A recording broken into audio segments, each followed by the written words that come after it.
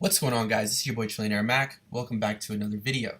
So in this video we're going to be discussing order blocks, which are points of interest.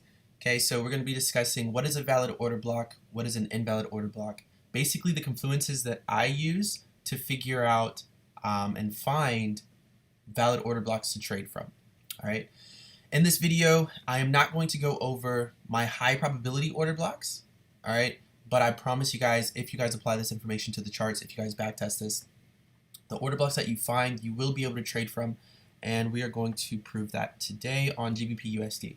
So I don't really trade GBP USD. Most of you guys know I've been focused on Euro USD for the past maybe 4 or 5 weeks now, getting the course ready and everything, the liquidity course ready.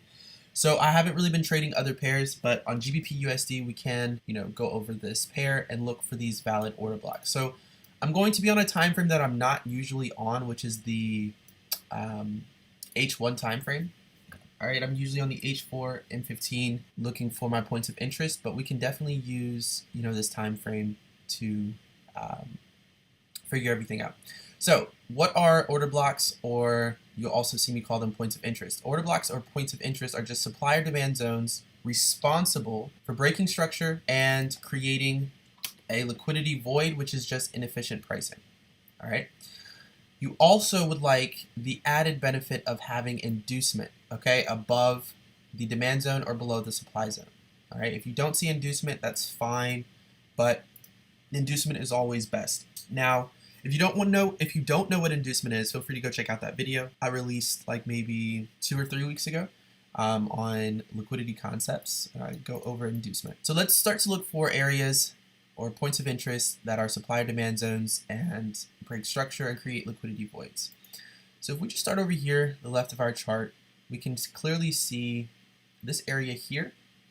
Now, when I'm asking for a break of structure, right, it's up to you, okay, I want you to back test it, but you can either break minor structure or you can break major swing structure. So it's completely up to you, but I definitely want you guys to go back test it to figure it out.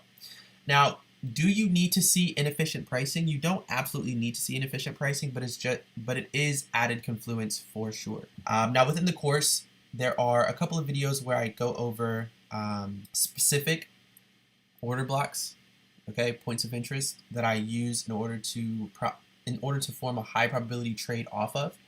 All right, they're not regular order blocks. I'm not really sure what retail traders call it.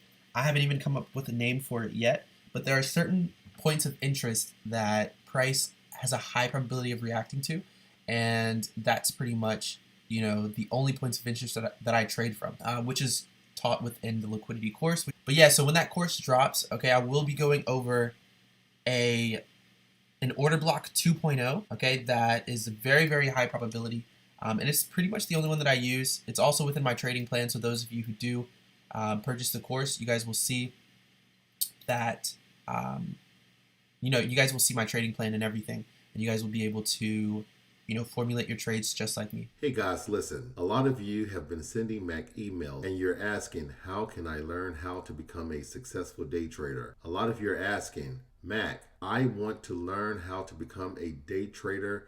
What is it that I need to do? Well, if this is you and you're listening to me right now, join his Telegram channel today. All you have to do is click the link below and Mac will contact you. Let's put this up here. All right. So here we have a minor break of structure. We do create inefficient pricing. Price does have, like, this is a little inefficient here, but basically what I'm looking at is the fact that on the H1 time frame we just have bullish candles. We don't have any bearish candles throughout this area. So you can look at wicks, okay? Or you can look at the overall time frame, and I'm just going to look at the overall time frame. So I'm going to count this as still inefficient because buyers are winning all throughout this area. All right. Now this really doesn't tap in, okay, as deep as I would like. So I'm just going to count this as inducement here. Okay. So do we break structure? Check. Do we create inefficient pricing? Check. We just have buyers all throughout this area. Do we also have inducement? Check here. All right. What does price do later? So price plays around, eventually comes back in.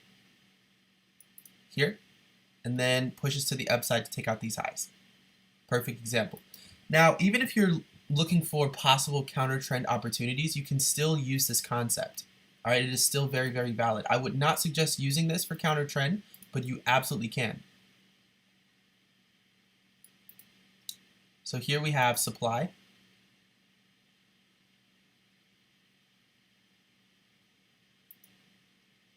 Let's do refined so it can match. Here we have inducement. You guys are going to see this over and over and over again. And like I said, I use a different type of order block now, or a different type of supply and demand zone now whenever I trade, all right, which I do teach within my liquidity course. But you can still be extremely successful using institutional order blocks, or how retail traders look at institutional order blocks.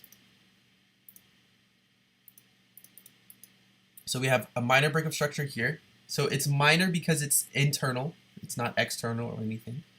So we have a minor break of structure here. Okay, do we have inefficient pricing?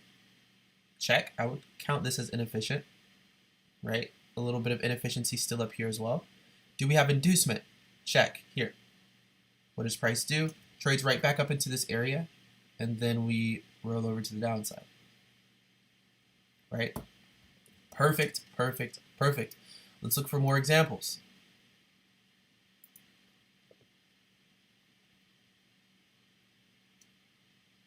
Okay.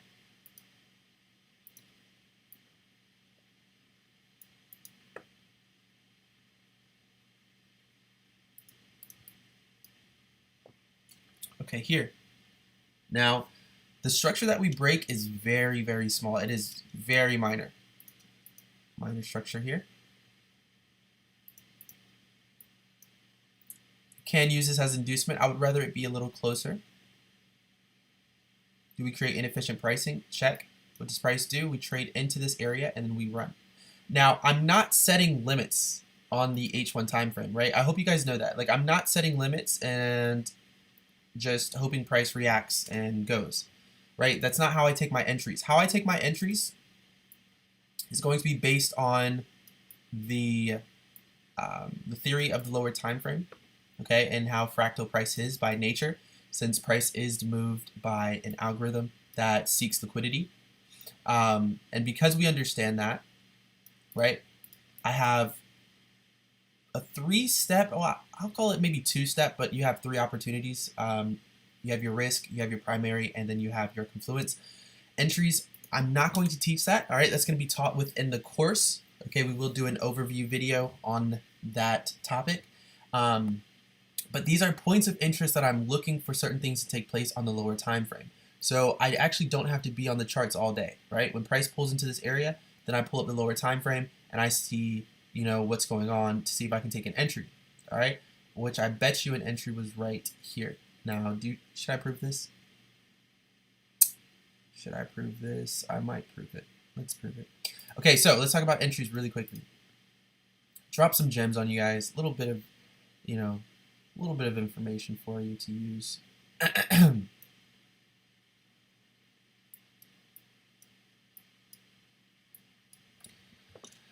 Okay, so within this entire area here, we can see that we have some type of break of structure. I would say here, this would be a minor break. Now on the M1 time frame, I could see this a lot better than on this time frame here, but it's okay. Right, so we have a break of structure here. Now, where's the apex of this break of structure here, right? You have this area here, okay, as a point of interest, but more importantly, this area here looks like it's responsible for taking out this failed reaction. Okay, why is it a failed reaction? We react to this demand here, right? But price does not seem to respect this demand overall, so it's a failed reaction. I go in depth on what failed reactions are and supply and demand concepts on the course. In the course, by the way, we're going to have supply and demand concepts, we're going to have liquidity concepts, and we're going to have market structure concepts. We're going to tie everything together along with a little bit of other things that I'm not going to speak on just yet. But it's an extremely long course, chock full of information. There's at least 22 videos, and it's an interactive course. So I'll be uploading videos, as time goes on to update my process, to update you guys on things I'm doing slightly different, things like that. So we can see the apex of this failed reaction here, price taking out this failed reaction here, takes place at this point. All right. Do we create an imbalance? Absolutely, right? We have a little bit of imbalance here within the market, and we definitely have imbalance here. All right. Do we have inducement? Absolutely. We have inducement here.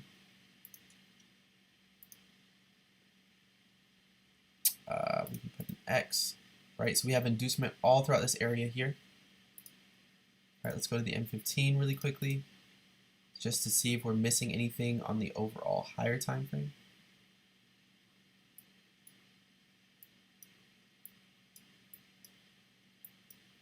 All right, so this is everything that we're seeing on the lower time frame here. All right, we've already mitigated this here with this push to the downside, pushing back into it. And for the most part, I'd say we've mitigated this as well. Now this is really looking at the fractal time frame, or the fractal nature of the time frames. All right, you don't have to go into this much depth when it comes to something like this, as well as you don't necessarily have to take your entries like this either, right? I wouldn't take this entry mainly because it's counter trend, but this wouldn't be something I would be interested in. But just to break down the concept to you guys and show you guys that you can use this on any and every time frame, I'm going to go through this very quickly. Now, I would be on the 1 minute time frame getting, the specific details of this area. I don't want to go to the 1 minute because we are all the way back in May, okay, and it's going to just reset my chart, and I really don't feel like dealing with that. All right, and then your entry would be short position here. Now, this is a 5 pip stop loss on the 1 minute. All right, we would be able to get a little tighter, and really, since it's a 5 pip stop loss, I would probably just 5.2 pips. Nah, I'd probably leave it, excuse me. And then of course you want to target some lows that you see. All right, so this would have been a 90% trade. Very, very easy, and it took place during London session on May 28th. All right. Now, like I said, I don't really trade GU like that. All right, my main focus is EU, but I just wanted to go over that quick little entry and show you guys that this takes place very, very often. These are the only 3 confluences you need for regular order block. Make sure it's a supply and demand zone that's responsible for a breakup structure, creating liquidity void or inefficient pricing, and also leaves behind inducement. If you guys trade order blocks that simply just have these rules, you're going to win 66.6% of your trade, so we can round up to 67. All right, as well as with proper risk management, one of your wins should take out 3 of your losses minimum. All right, minimum. Okay, so with that being said, I'm going to go ahead and wrap this video up here. Just wanted to drop this on you guys. I've had a lot of questions about this, but once you guys actually put your hands on the course, you'll see a lot more gems around order blocks. Right? I don't really take regular retail institutional order blocks. Right? I actually take advantage of institutional order blocks. Right? But I'll break that down within the course summary video. Now, with that being said, I'll catch you guys on the next video. If you enjoyed this video, please subscribe to the YouTube channel. All right, leave a thumbs up on the video if you found it useful, if you can apply it to the charts. If you do apply it to the charts and you see that it works, come back in the comment section and let me know. If not, all right, if you're not able to see it, let me know as well, and I'll try to break it down a little more and provide you guys a little bit more information before the course is released. That being said, I'll catch you guys on the next one. If you're someone that is struggling, sign up for my mentorship program, sign up for one-on-one sessions with me, tap in with me, let's get it. I'm looking forward to it. All right. If you guys want access to my trade breakdowns, click the first link in the description for the Telegram channel. On Signals, I'm going to be focusing on creating the trade plan for you guys, letting you guys know what points of interest I am looking at, okay, because that's the most important thing.